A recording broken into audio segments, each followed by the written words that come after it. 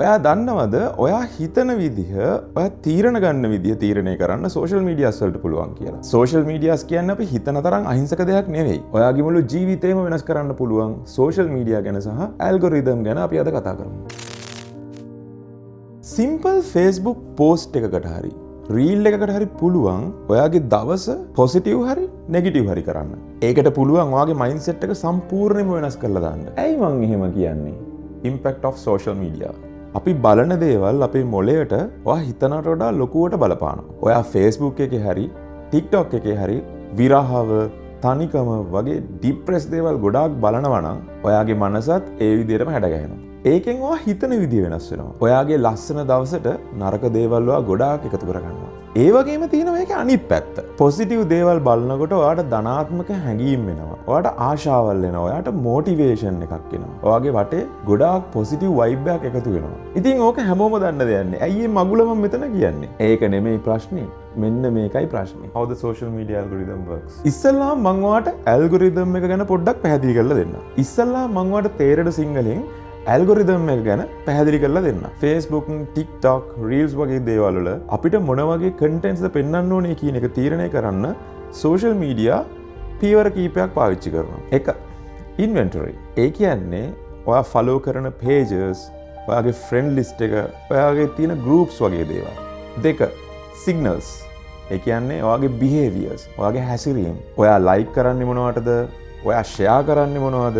ඔයා කමෙන්ට් කරන්නේ මොන වගේ වටද? ඔයා වීඩියෝ බලන තප්පර ගාන ඔය වගේ දේවල්. 3. ප්‍රෙඩික්ෂන්. ඒ කියන්නේ සෝෂල් මීඩියා ගෙස් කරනවා ඔයාට ඒ අර කලින් කියපු හේතු මත ඔයාට මොන වගේ වීඩියෝස්ද මොන වගේ කන්ටෙන්ට්ස්ද පෙන්වන්න ඕනේ කියලා. 4. රෑන්කින්. ඒ ගෙස් කරගත්ත කන්ටෙන්ට්ස් ඔයාට පෙන්නනවා. ඔයාට දවස් 30ම ස්ක්‍රෝල් කරන්න දෙනවා. මොකද ඔයා ගොඩාක් එන්ගේජ් වෙලා තින්නේ මේ වගේ කන්ටෙන්ට්ස් එක්ක නිසා. ඔය TikTok, Reels වගේ දේවල් වල ගොඩාක්ම බලන තව දෙයක් තමයි watch time එක. ඒ කියන්නේ ඔයා ඒ වීඩියෝ එක ෆුල් බලනවද? ඔයා ඒ වීඩියෝ එක ස්කිප් කරනවද වගේ දේවල්. සරලව මම දෙයක් කියන්න. ඔයා මොකක් හරි හේතුවකට මොන හරි නෙගටිව් දෙයකට ලයික් කරාම හරි රියැක්ට් කරාම හරි ඒකත් එක්ක එන්ගේජ් වුණාම හරි පෝස්ට් එකකට වේවා මොකක් හරි වීඩියෝ එකකට වේවා. ඇල්ගොරිතම් එකෙන් හිතන්නේ ඔයා මේකට ආසයි මේවා තමයි ඔයාට දිගටම පෙන්වන්න ඕනේ කියලා. නිකමට හිතන්න. ආදරෙන් පෙරදිච්ච කෙනෙක් විරහව ගැන මොකක් හරි පෝස්ට් එකක් ෂෙයා කරා කියලා. ඒ කෙනාට ඒක අමතක කරලා ඒක ඉස්සරහට මූව් ඔන් වෙන්න ඕන වුණත් ජීවිතේ සෝෂල් මීඩියා වලින් රීල්ස් ඒකට සම්බන්ධ වෙන පෝස්ට් වගේ දේවල් පෙන්නලා අර පරණ මතකස්සෙම යාව හිර කරලා දානවා. ආයෙ එළියට එනවා බොරු. අපේ ඉන්න පේජ් අයියලට දුක මාකට් කරන එක මාර ලේසි සතුට මාකට් කරනවට වඩා. මොකද ඒගොල්ලන්ට ඕනේ මොකද්ද? රීච් එක. ඔයා පොසිටිව් දේවල් බලන කෙනෙක් හරි ෂෙයා කරන කෙනෙක් හරි ඒවත් එක්ක එන්ගේජ් වෙන කෙනෙක් නම් ඔයාගේ ෆීඩ් එක පුරාම තියෙන්නේ පොසිටිව් දේවල්. ඔයාට ඔයා ගැන සතුටු හිතන දේවල්. අලුත් දෙයක් ඉගෙන ගන්න පුළුවන් දේවල්. මතක තියාගන්න ඇල්ගොරිතම් එක මොකක් තීරණය කරත් ඔයාගේ ජීවිතේ යන්න ඕන ඩිරෙක්ෂන් එක තීරණය කරන්නේ ඔයා. ඉතින් මට බලන්න ඕනෙලා තිබ්බා මේක ඇත්තද කියලා. මේ ඇල්ගොරිතම්ස් වැඩ කරන්නේ මෙහෙමද? අපි මොකක් හරි ලයික් කරාම එන්ගේජ් වුණාම ඒකත් එක්ක සම්බන්ධ වෙන පෝස්ට් දිගටම එනවා ඒ වගේ දේවල්. ඉතින් මම මරු එක්ස්පෙරිමන්ට් එකක් කරා ඊයේ. මගේ තියෙන එක ෆෝන් එකකට මම දැම්ම අලුතෙන්ම ප්‍රොෆයිල් එකක් හදලා ඉවරලා මම නිකමට ලයික් කරා. ඒකේ මට පෝස්ට් එක මට ආවේ රීල් එකක් ආවා. මම ජීවත් වෙලා හිටියා ඇති කියලා. මම ලයික් එකක් දාලා නිකන් හිටියා. මම මේ ෆෝන් එක යූස් කරේවත් නෑ. අනිත් ෆෝන් එකේ මගේ යූෂුවලි මම පාවිච්චි කරන ෆෝන් එකේ මම කොහොමද බලන්නේ ගොඩක් පොසිටිව් දේවල් සහ අලුත් දේවල් ඉගෙන ගන්න පුළුවන් දේවල්. බලමු මේ දෙකේ වෙනස ඔයාටම තේරෙයි. අපි දැන් ඒක බලමු. අපි බලමු මේ තියෙන්නේ මම පොසිටිව් වීඩියෝ එකක් බලන්න යූස් කරපු ෆෝන් එක. මේ තියෙන්නේ මගේ ෆෝන් එක. මේ තියෙන්නේ මම නෙගටිව් වීඩියෝ එකක් බලන්න යූස් කරපු ෆෝන් එක. අපි ගිහිල්ලා බලමු ඔය කියන කතාව ඇත්තද කියලා. රීල්ස් වල ගියන් පස්සේ තියෙන විදිය. ස්පාර්ක් ප්ලග් එකක් චෙක් කරන විදිය. මේ තියෙන ස්ටීරියන් වීල් එක කොහොමද වාහනයක ප්‍රශ්නයක් කොහොමද ෆික්ස් කරගන්නේ කියන එක. මේ කැම එකක් හදන එකක්. තනුක්ස්ගේ වීඩියෝ එකක්. වාහනයක් හදන වීඩියෝ එකක්. මේක බිස්නස් සම්බන්ධයෙන් තියෙන එකක්. බලමු මේකට ගිහිල්ලා. අපි යන් රීල්ස් වලට. හේතුවක් නැතුවම තරහ වෙලා මාවතරලා වනුස්සෙට සාධාරණ ජීවිතෙන් අතු ගාලා දාන තීරණය කරපු මම පට්ට නෙගටිව් නේ. ඒ ආදරේට මං තාමත් හරි ආදරෙයි.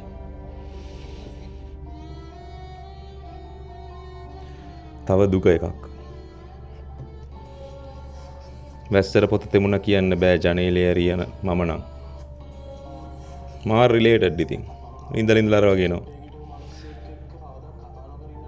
ප්‍රේමය අවසන් වූ ගෞරව රැකීමද ප්‍රේමයේ කොටසක්. වෙන මාතල්ලයක්.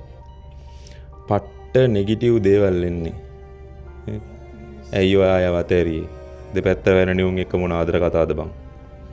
පට්ටම නෙගටිව්. තේරෙනවද මේ දෙකේ ලොකු වෙනසක් තියෙනවා කියලා ඔයගොල්ලන්ට පේනවද මේ?